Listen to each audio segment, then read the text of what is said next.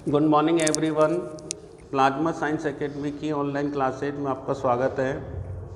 BSc second year unit number 3 carbonyl compound, जिसमें अपन aldehyde और ketone बनाने की विधियां के बारे में बता रहे थे। तो देखिए, एल्डिहाइड और कीटोन जिन्हें अपन कार्बोनिल यौगिक कहते हैं, क्योंकि इनमें कार्बोनिल समूह उपस्थित होता है।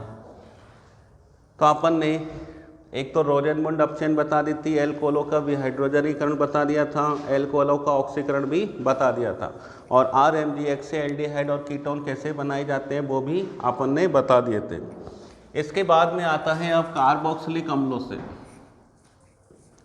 कार्बोक्सिलिक अम्लों से तो देखिए, इसमें नंबर 1 कार्बोक्सिलिक अम्लों से जैसे HCOOH, ये है फार्मिक अम्ल, ये है फार्मिक अम्ल।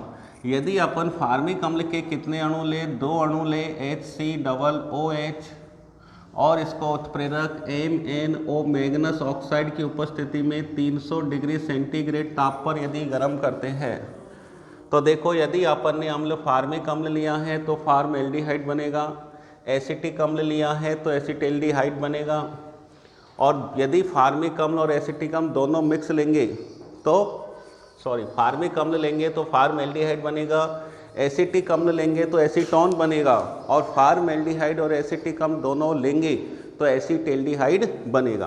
तो देखिए, इधर इसमें जो बनता है वो क्या बनता है, HCHO। HCHO एक तो क्या बाहर निकल जाएगा, आप देखो इधर H2O बाहर निकल जाएगा, एक CO2 बाहर निकल जाएगा, और क्या बनेगा, HCHO, H2O प्लस CO2, ये बाहर निकल जाएगा, H2O प्लस CO2 बाहर निकल जाएगा। दूसरा, यदि अपन देखें इसी प्रकार, अब H की जगह अपन ने ले लिया CH3COOH, एसिटिक अम्ल। तो यहाँ पर तो जैसे अपन को कौन सा समूह लेना है,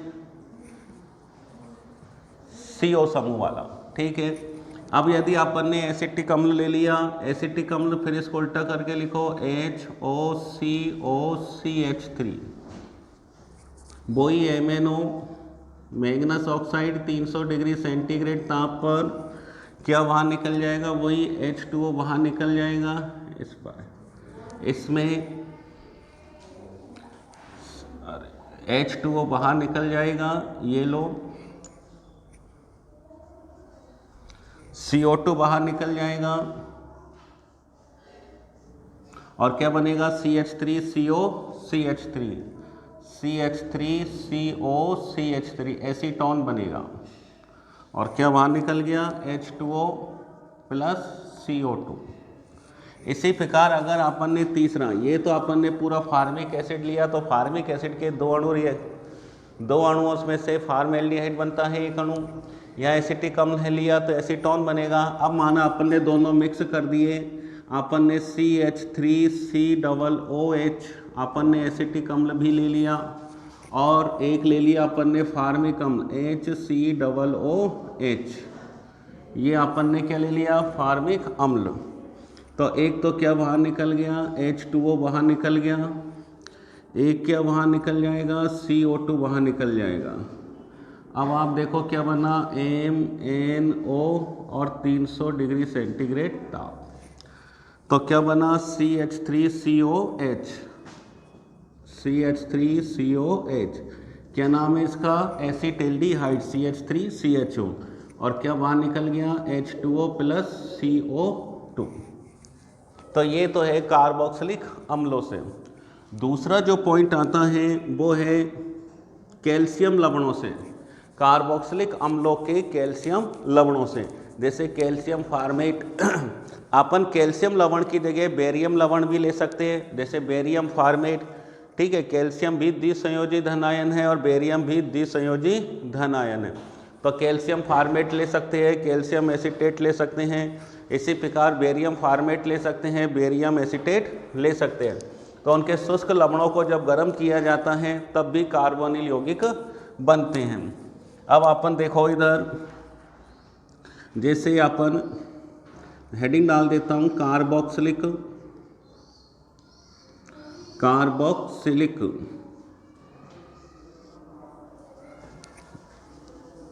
अम्लों के कैल्शियम लवणों से, कार्बोक्सिलिक अम्लों के कैल्शियम लवणों से। तो देखिए इधर इसमें अपन फॉर्मेट से स्टार्ट करते हैं, HCOO,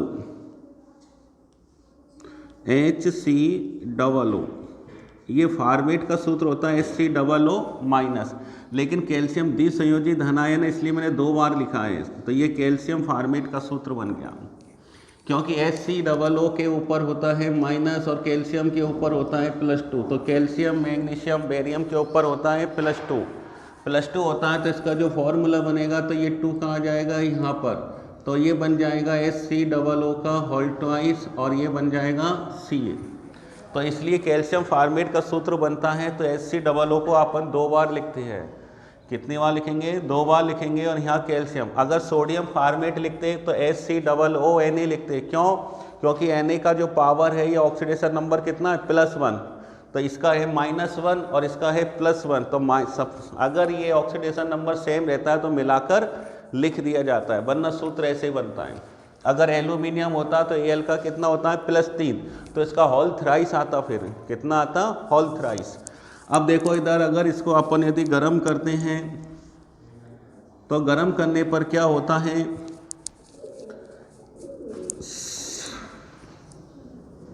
ये देखो आप, जब अपन गर्म करेंगे तो इस कैल्शियम फॉर्मेट में से CaCO3 बाहर निकल जाएगा, CaCO3 बाहर निकल जाएगा, तो क्या बचा, HCHO ये बचा। तो यहाँ देख लो जो चीज़ बची है मैं उसको लिख रहा हूँ H सिंगल बॉन्ड COH, तो ये CO और ये H, HCHO क्या बाहर निकल गया, CaCO3 कैल्शियम कार्बोनेट बाहर निकल गया, तो इससे क्या बना, फॉर्मेल्डिहाइड। तो कार्बोक्सिलिक अम्लों के कैल्शियम लवणों से, कैल्शियम की जगह अपन बेरियम लवण भी ले सकते हैं, बेरियम Ba, बेरियम का सूत्र Ba, मैं +2 लगा देता हूँ, बेरियम लवणों से।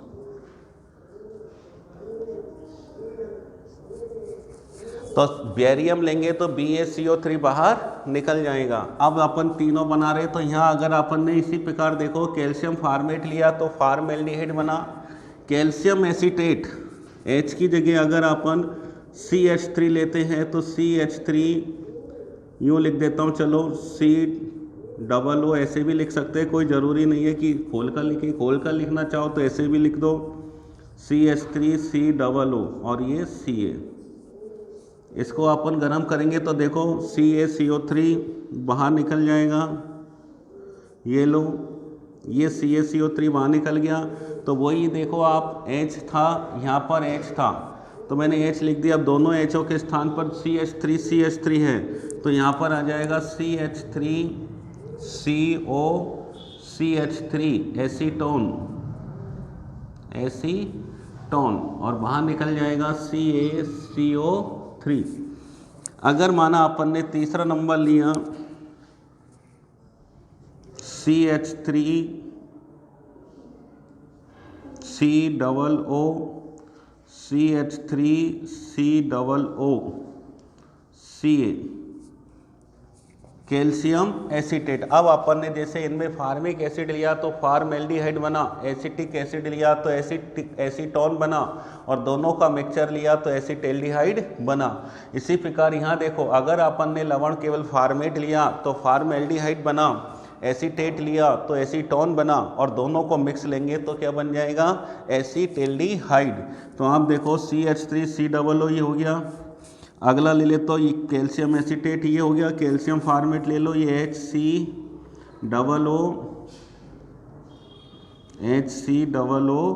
और ये Ca। इसको गर्म करो दोनों को तो देखो क्या बनेगा भैया, वही बाहर निकल जाएगा।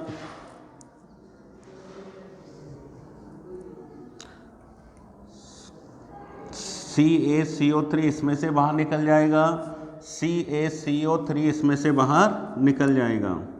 तो जैसे अपन ने देखा ये यूँ बना दिया था और इसमें अपन यूँ बना दो उल्टा, ठीक है। CaCO3 इसमें से निकल गया और CaCO3 इसमें से निकल गया, इधर डबल ओ ले लिया, नीचे में डबल ओ, उल्टा बना दिया। अब देखो क्या बना भैया, CH3CHO और CH3COH वही बना। तो CH3CHO और CH3COH, तो कितने अणु बन गए, 2 अणु बन गए। CH3CHO के 2 अणु बन गए और 2 अणु ही कैल्शियम कार्बोनेट के बाहर निकल गए। तो इसमें अपन ने ये देखा भैया कि अगर अपन कार्बोक्सिलिक अम्ल लेते हैं एक ही, तो फार्मिक एसिड से बनेगा फार्मेल्डिहाइड और एसिटिक एसिड से बनेगा एसीटोन। दोनों का मिक्स लेते हैं तो अपन को एसीटेल्डिहाइड प्राप्त होगा। ठीक इसी प्रकार कैल्शियम या बेरियम लवण लेते हैं तो कैल्शियम लवण जैसे फार्मेट का लेते हैं तो फार्मेल्डिहाइड, और एसीटेट का लेते हैं तो एसीटोन, और दोनों का मिक्स लेते हैं तो एसीटेल्डिहाइड बनता है। तो मिक्स लेने पर एसीटेल्डिहाइड बनेगा। तो ये हो गया कार्बोक्सिलिक अम्लों और कार्बोक्सिलिक अम्लों के कैल्शियम या बेरियम लवणों के शुष्क आसवन से। शुष्क आसवन का मतलब होता है सूखे को गर्म करना, जैसा अपने पास लवण दे रखा ड्राई, उसी को गर्म करना। अगला जो नंबर आता है, जो लास्ट नंबर है, तो आप देखिए कोरे सीवेज विधि या कोरे सीवेज अभिक्रिया, इम्पोर्टेंट अभिक्रिया इस साल। ये क्या है, एक एल्डिहाइड को कीटोन में बदलने की विधि है। इसमें एक एल्डिहाइड एक कीटोन में बदल जाता है। दूसरी बात यह कि इस विधि में शुरू में यदि अपन देखें तो जो RCHO होता है, तो इसमें जो कार्बोनिल कार्बन होता है, ये एल्डिहाइड वाला जो कार्बन होता है वो पॉजिटिव होता है। कैसा होता है, पॉजिटिव होता है। लेकिन बीच में ये जो अभिक्रिया, इस अभिक्रिया के बीच में यही कार्बन नेगेटिव हो जाता है, अर्थात इसकी ध्रुवता बदल जाती है। तो किसी अभिक्रिया में कार्बन की यदि ध्रुवता बदल जाती है तो उसे अम्पोलंग कहा जाता है। अम्पोलंग क्या कहा जाता है, यदि कोई, जैसे आपन ने यहाँ ले लिया कि जैसे ये कार्बन है और यदि ये कार्बन किस में चेंज हो जाता है, ऋणावेश में चेंज हो जाता है, चाहे वो डबल बॉन्ड हो नेगेटिव में। तो यहाँ धन वाला सिरा किस में चेंज हो गया, नेगेटिव में, तो इसे अम्पोलंग कहा जाता है। अम्पोलंग, अम्पोलंग का मतलब होता है विपरीत ध्रुवता। विपरीत ध्रुवता, क्योंकि इसकी जो ध्रुवीय प्रकृति है वो कैसी हो गई, चेंज। अब देखो कैसे होती है चेंज। तो सबसे पहले प्रोपेन 1,3 डाईथायोल, इसकी अभिक्रिया एल्डिहाइड से कराई जाती हैं। तो यहाँ देखो एल्डिहाइड का सूत्र लिख रहा हूँ मैं, RCHO, ये एल्डिहाइड है। एल्डिहाइड की अभिक्रिया इससे कराई जाती है तो देखो क्या वहाँ निकल जाएगा, ये H2O वहाँ निकल गया, ये H2O बाहर निकल गया अम्ल की उपस्थिति में। ये H2O बाहर निकल गया तो देखो ये ऐसा कैसा जुड़ जाएगा, CH2 CH2 CH2 S और ये S, यहाँ तक तो ये जुड़ ही गया। अब ये किससे जुड़ जाएगा, RCH से। ये डबल बॉन्ड है, यहाँ 2 है तो 2 सिंगल बॉन्ड बन जाएंगे। ये मैं बना देता हूँ, ये लो, ये कार्बन, ये कार्बन, ये R और ये H, ये अपन ने जोड़ दिया, H2O बाहर निकल गया। अब ये क्या करेगा, अब ये अभिक्रिया फिर करेगा C4H9Li। C4H9 का मतलब होता है एन ब्यूटिल, क्या होता है, एन ब्यूटिल, और Li का मतलब होता है लिथियम। तो C4H9 में यहाँ लिख देता हूँ C4H9 और Li का मतलब है एन ब्यूटिल लिथियम।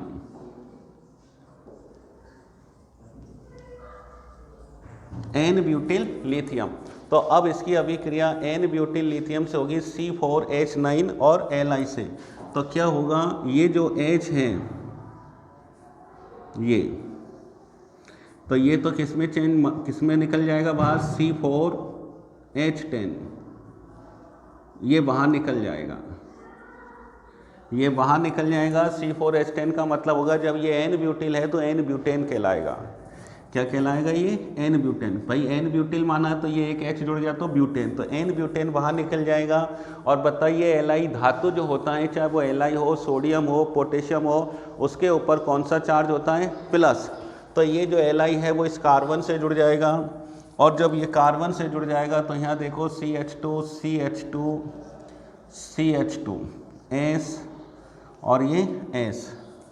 अब ये अपन ने देखो इधर C और ये R। अब सोचो यदि यहाँ से H निकलता है तो इस कार्बन के ऊपर क्या आ जाएगा? ऋणावेश आ जाएगा। क्या आ जाएगा? ऋणावेश। तो देखो इधर मैं रेड से दिखा देता हूँ ये, और इसके ऊपर अपन ने ऋणावेश बना दिया।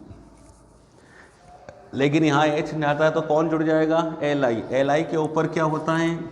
Li के ऊपर प्लस होता है, ये लो। तो हालांकि अपन इसको ऐसे भी लिख सकते हैं, जैसे कार्बन की संयोजकता 4 है तो यूँ Li भी लिख सकते हैं, ठीक है ना। इसमें और इसमें कोई अंतर नहीं है, क्योंकि ये बॉन्ड बन जाएगा तो प्लस और माइनस उदासीन हो जाएगा, प्लस और माइनस उदासीन हो जाए। लेकिन मैंने ये इसलिए लिखा है कि यहाँ मैं आपको इसीलिए बता रहा हूँ कि जब अपन ने अभी क्रिया स्टार्ट की तो इस कार्बोनिल कार्बन के ऊपर क्या था? धनावेश। कार्बोनिल कार्बन के ऊपर क्या था? धनावेश था। और इस समय अपन देखें कार्ब लिथियम यौगिक, कौन सा यौगिक कहलाएगा ये? कार्ब लिथियम यौगिक, कार्ब लिथियम यौगिक, जिसमें लिथियम धातु सीधा कार्बन से जुड़ा होता है, वो कार्ब लिथियम कहलाते हैं, ठीक है। अब ये जो कार्ब लिथियम में अपन ने देखा कि कार्बन परमाणु कैसा हो जाता है? ऋण आवेशित हो जाता है, अर्थात इसमें एल्डिहाइड जो कार्बन होता है उसकी ध्रुवता क्या हो जाती है? चेंज हो जाती है। इसे अम्पोलंग कहा जाता है। क्या कहा जाता है? अम्पोलंग। अम्पोलंग, ध्रुवता का बदलना अम्पोलंग कहलाता है, क्योंकि अम्पोलंग का मतलब ये होता है विपरीत ध्रुवता। यहाँ पॉजिटिव थी, वहाँ नेगेटिव आ गया, ठीक है। इसके बाद में अब अपन इसकी जो अभिक्रिया है वो करा देते हैं R-CH2 और X एल्किल हैलाइड से। अब इसकी अभिक्रिया अपन किससे करा देते हैं? R-CH2X एल्किल हैलाइड से करा देते हैं। और एल्किल हैलाइड से इसलिए कराते हैं कि LiX बाहर निकल जाएगा, ठीक है। क्योंकि एल्किल हैलाइड की अगर अपन बात करें तो X के ऊपर ऋणावेश होता है और R-CH2 के ऊपर क्या होता है? प्लस। R के ऊपर प्लस, R-CH2 के ऊपर प्लस। तो वैसे भी ध्यान रखना, जब हैलाइड के ऊपर माइनस है तो उसके पास वाले सिरे पर हमेशा प्लस होगा। इसी प्रकार ये भी याद रखने वाली चीज़ है कि धातु जुड़ा हुआ है तो धातु पर हमेशा ही प्लस आता है, और उसके बाद में चाहे वो कुछ भी जुड़ा हो, चाहे वो कार्बन हो, हाइड्रोजन हो, कुछ भी हो, उसके ऊपर माइनस ही आएगा। दो समान आवेश पास पास जुड़े नहीं रह सकते। तो अब देखो इसको फिर वापस लिख दो। मैं इसको यूँ लिख दूँ क्या? CH2 ये लो। इसमें और इसमें कोई अंतर नहीं है। ये जो कोना दिखाई दे रहा है ना अपना, ये कोना, एक कोना, दो कोना और ये तीन कोना। एक कोने का मतलब CH2 होता है, दूसरे कोने का मतलब भी CH2 है। यहाँ सिंगल बॉन्ड है तो CH2 ही होता है। तो इसको अपन ऐसे भी लिख सकते हैं। अब इससे कौन जुड़ा हुआ है? ये देखो कार्बन, ये कार्बन जोड़ दिया और ये अपन ने एल्किल समूह जोड़ दिया। LiX बाहर निकल जाएगा, LiX बाहर निकल गया तो क्या जुड़ा इससे? CH2 और R-, ये अपना जुड़ गया। अब इसका अपन हाइड्रोलाइसिस करा देंगे, जल अपघटन करा देंगे। H2O का जो जल अपघटन होता है प्लस H2O, HgCl2 और मेथेनॉल CH3OH की उपस्थिति में होता है। अब भैया आप यहाँ देखो, जब इसका जल अपघटन कराया जाता है तो ये चीज़ जो अपन ने बनाई, ये इसका मतलब तो क्या है? इस बिंदी का मतलब CH2, इसका मतलब CH2 और इसका मतलब CH2, और इनसे क्या जुड़े हुए हैं? S मैंने जोड़ दिया। अब H2O में क्या होगा? ये जो ऑक्सीजन है वो तो इससे जुड़ जाएगा कार्बन से, और दो हाइड्रोजन एक S से और एक S से जुड़ जाएगा। जैसे मैंने इधर जोड़ दिया, एक हाइड्रोजन यहाँ जोड़ दिया और एक हाइड्रोजन मैंने यहाँ जोड़ दिया। अब बचा जो ऑक्सीजन बचा है वो ऑक्सीजन किसके रूप में बाहर निकल जाएगा, यहाँ देखो RCCH2 और R डैश। अभी मैंने कुछ नहीं किया, RCCH2 R डैश जो बचा मैंने वहाँ यहाँ लिख दिया। कार्बन की संयोजकता 4 होती है, अब जो ऑक्सीजन बचा इसको इससे जोड़ देंगे तो पूरी हो जाएगी, तो ये क्या बन गया, कीटोन बन गया। और देखो ये जो चीज़ वही बन गई, प्रोपेन 1,3 डाइथायोल बन गया। जहाँ से अभी क्रिया अपन ने स्टार्ट करी वही का वही क्रिया कारक भी अपन को प्राप्त हो गया, और जो एल्डिहाइड लिया था वो एल्डिहाइड कीटोन में चेंज हो गया, वो एल्डिहाइड कीटोन में चेंज हो गया। इसे कोरे सीवेज अभिक्रिया कहते हैं। ये